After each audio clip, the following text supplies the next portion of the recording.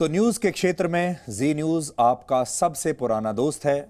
वक्त बदलता चला जाता है, रिश्ते भी बदलते चले जाते हैं, लेकिन पुराना दोस्त हमेशा पुराना रहता है। और पुराने दोस्त की आप जानते हैं सबसे ख़ास बात क्या है? पुराने दोस्त कभी बदलते नहीं और पुराने दोस्त हमेशा आपके साथ सच्चे रहते हैं। पुराने दोस्त कभी भी आपको धोखा नहीं देते और हमेशा आपके वफादार रहते हैं। और यही रिश्ता आपका और जी न्यूज़ का है, आपका और हमारा है। हमारा रिश्ता कभी बदलेगा नहीं। और जो सच्चा दोस्त होता है, जो पुराना दोस्त होता है, वो सामने कितना भी बड़ा लालच आ जाए, वो आपको धोखा नहीं देगा, कभी बिकेगा नहीं और आपके भरोसे को कभी तोड़ेगा नहीं। इसलिए इस रिश्ते को हमारे साथ आप बनाए रखिए, क्योंकि इस दौरान युग परिवर्तित हो गए, इस दौरान टेक्नोलॉजी नई नई आ गई, इस दौरान आपके और भी बहुत सारे नए नए दोस्त आ गए, यानी नए नए चैनल्स भी आ गए। लेकिन पुराना दोस्त पुराना ही रहता है। और जब बात हो रही है पुराने दोस्त की, तो रेडियो भी आपका एक ऐसा ही पुराना दोस्त है।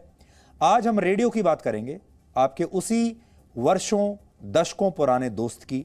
लेकिन उससे पहले आपको एक धुन सुनाना चाहते हैं, शायद आपको कुछ याद आ जाए।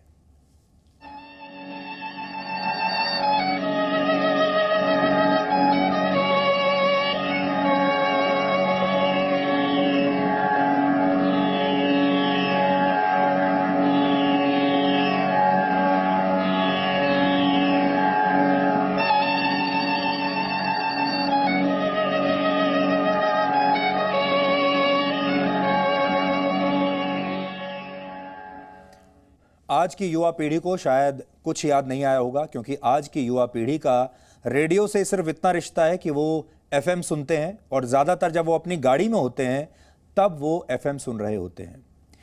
लेकिन जो पुरानी पीढ़ी है वो तुरंत इस धुन को पहचान लेगी और मुझे पूरा यकीन है कि उस पीढ़ी के लोग यादों के उसी दौर में अब तक पहुंच भी चुके होंगे। इसलिए अब हम आपको रेडियो के उस सुनहरे दौर में लेकर चलेंगे जब ये हमारे जीवन का बहुत महत्वपूर्ण हिस्सा हुआ करता था। इंतजार रहता था रेडियो के कार्यक्रमों का और इसके तार हमारी जिंदगी के हर हिस्से से जुड़े थे। आज भले ही पूरी दुनिया स्मार्टफोन तक सिमट गई हो, लेकिन एक समय था जब रेडियो ही मनोरंजन और जानकारी का एकमात्र साधन हुआ करता था और पूरा की पूरा मोहल्ला एक साथ बैठकर रेडियो पर खबरें भी सुनता था और रेडियो पर संगीत भी सुनता था। एक जमाने में रेडियो के जरिए लोगों तक समाचार पहुंचते थे। लोग समाचार सुनने के लिए सारा काम समय पर निपटाकर इंतजार किया करते थे। और यह बात सुनने में आपको भले ही आज अजीब लगती होगी, लेकिन आज जब आप पुराने जमाने के इतिहास को खंगालेंगे तो वो रेडियो के बिना बिल्कुल अधूरा सा लगेगा। आज की पीढ़ी को शायद पता नहीं होगा कि 1947 में जब भारत आजाद हुआ तब देश के पहले प्रधानमंत्री जवाहरलाल नेहरू ने रेडियो पर ही इसकी घोषणा की थी। 1971 में भारत और पाकिस्तान के बीच युद्ध का आंखों देखा हाल भी भारत के लोगों ने रेडियो पर ही सुना था। और 1975 में जब देश में इमरजेंसी लागू हुई तो कस्बों और गांवों के लोगों को पहली बार रेडियो से ही पता चला था। फिर 1984 में इंदिरा गांधी की हत्या का समाचार भी देश के लोगों को सबसे पहले रेडियो से ही पता चला। और जब 1990 के दशक में जी टीवी आया, जी टीवी के आने के बाद शहरों से रेडियो गायब होते चले गए और तब भी उस वक्त गांव में रेडियो ही लोगों की सूचना का आधार बना रहा। आज भले ही गांव-गांव में टीवी और स्मार्टफोन पहुंच गए हैं, लेकिन अब भी देश के कई दूर दराज गांवों और पहाड़ी इलाकों में रेडियो ही सूचना का सबसे महत्वपूर्ण साधन है। ये आकाशवाणी है। अब आप प्रधानमंत्री श्रीमती इंदिरा गांधी का राष्ट्र के नाम संदेश सुनिए। भाइयों और बहनों, राष्ट्रपति जी ने आपातकाल की घोषणा की है। इससे आतंकित होने का कोई कारण नहीं है। The President has proclaimed emergency. This is nothing to panic about. I am sure you are all conscious of the deep and widespread conspiracy which has been brewing ever since I began introducing certain progressive measures of benefit to the common man and woman of India. तो इंदिरा गांधी का ये वो संदेश था जो उस पीढ़ी को आज भी याद होगा।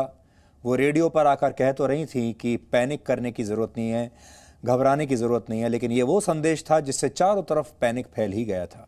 रेडियो की दुनिया आज भी जिंदा है। आप भले ही स्मार्टफोन पसंद करते हो, भले ही आपके स्मार्टफोन में अब लाखों गाने आपके साथ आ चुके हों, स्मार्टफोन में आप जो चाहे टीवी चैनल इस समय स्मार्टफोन की फीड पर भी देख सकते हो, लेकिन कई लोग आज भी रेडियो को अपने घरों में सजाना पसंद करते हैं, अपने पुराने दोस्त का साथ छोड़ना नहीं चाहते। जब रेडियो का ज़माना था तो लोग शादी के समय एक गिफ्ट के तौर पर भी रेडियो दिया करते थे, क्योंकि ये सिर्फ मनोरंजन और जानकारी का साधन नहीं था, बल्कि ये उस जमाने में एक स्टेटस सिंबल हुआ करता था। लोग अपने कंधे पर रेडियो रखकर घूमा करते थे। इसलिए आज हम आपको रेडियो के पुराने दौर में लेकर जा रहे हैं और उसका मधुर संगीत आपको सुनाएंगे। आज भले ही रेडियो का आकार बेहद छोटा हो गया है, रेडियो अब आप उसे FM के नाम से जानते हैं, लेकिन पहले ये पोर्टेबल टीवी के आकार का होता था, यानी बहुत बड़ा होता था और एक अलग तकनीक पर काम करता था।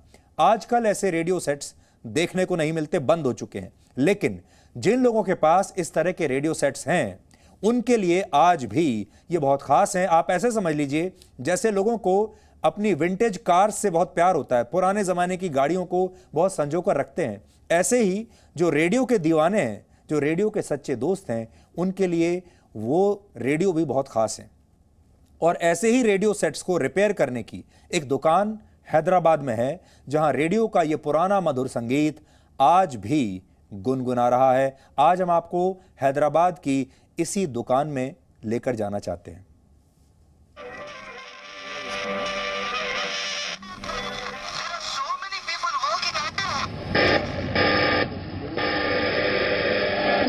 ये कार्यक्रम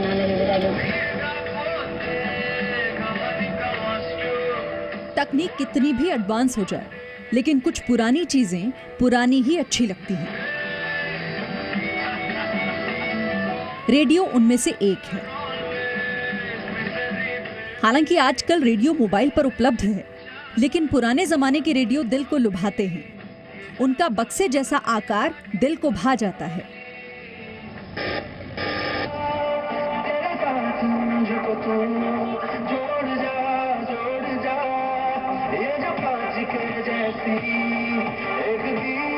आज हम आपको हैदराबाद के एक ऐसी ही दुकान में लेकर चलेंगे जहां पुराने रेडियो की भरमार है।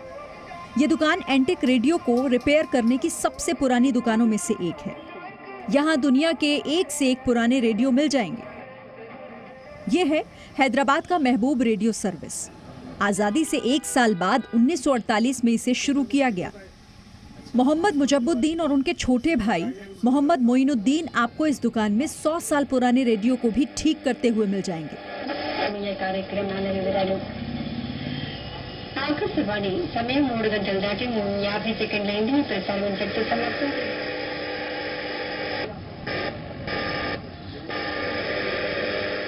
ये अभी पहले से ज़्यादा शौक इसलिए से हो गया कि एंटिक में आ गए रेडियो, और ये रेडियो चालू होना उनको चाहिए, तो ये चालू करके रखने में, और शो पीस है एक एंटिक में है, और घर में एक पूरा शो पीस सामान के रखने के वास्ते लेके जाते हैं, रेडियो लोग लेके जाते हैं। खराब हो चुके पुराने रेडियो की मरम्मत का काम इन दोनों भाइयों के पिता मोहम्मद महबूब ने 1930 के दशक में शुरू किया था।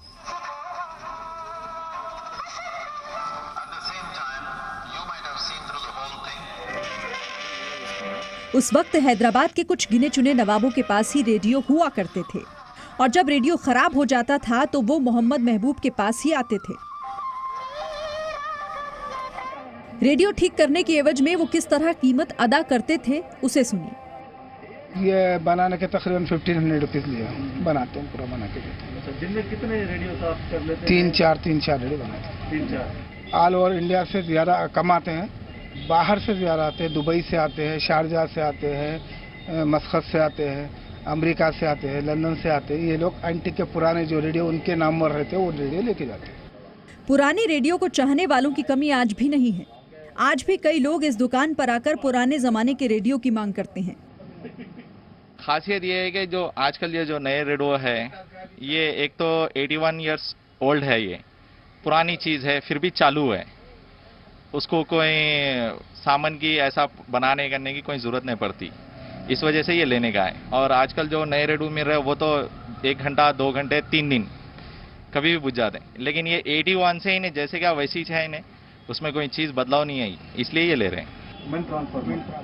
मोहम्मद मुजिबुद्दीन और मोइनुद्दीन के हाथों में ऐसा जादू है कि खराब से खराब रेडियो को ठीक कर देते हैं। आउटपुट इसके पहले क्या है? रेक्टिफायर। लेकिन इन दोनों भाइयों को इस बात का गम है कि आखिर इनके बाद इस विरासत को कौन संभालेगा।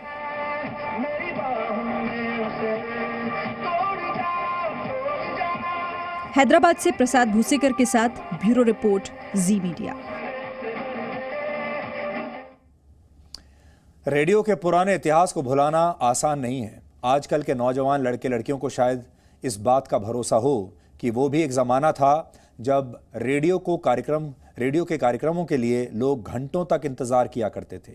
आजकल तो आपको किसी चीज़ का इंतज़ार करना ही नहीं है और इंतज़ार नाम की जो चीज़ है अब बिल्कुल समाप्त हो चुकी है। इसलिए इंतज़ार का क्या मज़ा है, इंतज़ार करने में जो मज़ा आता है वो आज की पीढ़ी उसे समझ ही नहीं सकती, क्योंकि उसने कभी किसी चीज़ का इंतज़ार ही नहीं किया। अब आप सोचकर देखिए कि आज अगर आपको कोई गाना सुनना हो, आज अगर आपको कोई फिल्म देखनी हो, कोई वीडियो देखना हो, कुछ भी अगर आपको देखना हो तो आपको इंतज़ार करने की आवश्यकता ही नहीं है। इसलिए इंतज़ार का जो कॉन्सेप्ट है वो आज की पीढ़ी के जीवन से अब जा चुका है, इसलिए वो इंतज़ार भी नहीं करना चाहती। लेकिन एक ज़माना था जब हर चीज़ के लिए इंतज़ार करना होता था और उस इंतज़ार में बड़ा मज़ा भी था।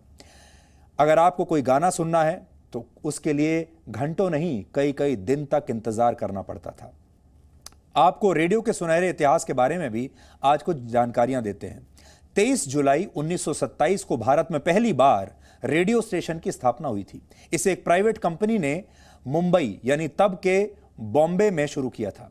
लोगों की पसंद को देखते हुए वर्ष 1936 में ब्रिटिश सरकार ने इंपीरियल रेडियो ऑफ इंडिया की शुरुआत की थी। यह आज़ादी के बाद ऑल इंडिया रेडियो यानी आकाशवाणी बन गया।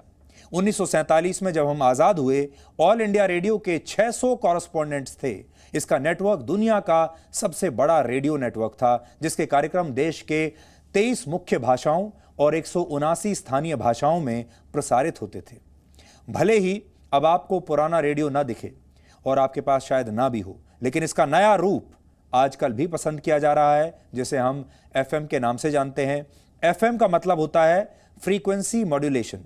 FM की फ्रीक्वेंसी एक लिमिटेड एरिया में होती है, इसलिए आपने देखा होगा शहर बदलने के साथ साथ आपको नए नए रेडियो स्टेशंस भी मिलते चले जाते हैं। रेडियो की दूसरी फ्रीक्वेंसी को AM यानी एम्पलीट्यूड मॉड्यूलेशन कहते हैं। AM की फ्रीक्वेंसी की कोई सीमा नहीं होती, वो सैटेलाइट से चलती है जो हर जगह आसानी से पहुंच सकती है, जैसे कि ऑल इंडिया रेडियो। इससे भी पहले आपने रेडियो की शॉर्ट वेव और मीडियम वेव के बारे में जरूर सुना होगा। शॉर्ट वेव फ्रीक्वेंसी को सैकड़ों हजारों मील दूर भी सुना जा सकता था, जबकि मीडियम वेव का इस्तेमाल लोकल ब्रॉडकास्ट के लिए किया जाता था। आज का AM यानी एम्पलीट्यूड मॉड्यूलेशन बीते जमाने का मीडियम वेव ही है, एक नए रूप में। और आज के जमाने में शायद आपने रेडियो को नया जन्म लेते हुए तब सुना होगा जब प्रधानमंत्री नरेंद्र मोदी ने रेडियो पर अपना कार्यक्रम शुरू किया, मन की बात। और जब से उन्होंने ये कार्यक्रम शुरू किया है, उसके बाद से रेडियो एक बार फिर से फैशन में आया है। अब रेडियो फिर से दिखाई देने लगा है और अब फिर से आपने देखा होगा, ये तस्वीरें आपको देखने को मिलती हैं जब आसपास के लोग, पूरे मोहल्ले के लोग इकट्ठा होकर एक साथ रेडियो पर प्रधानमंत्री मोदी का भाषण या उनकी बातचीत या कह लीजिए मन की बात सुनते हैं।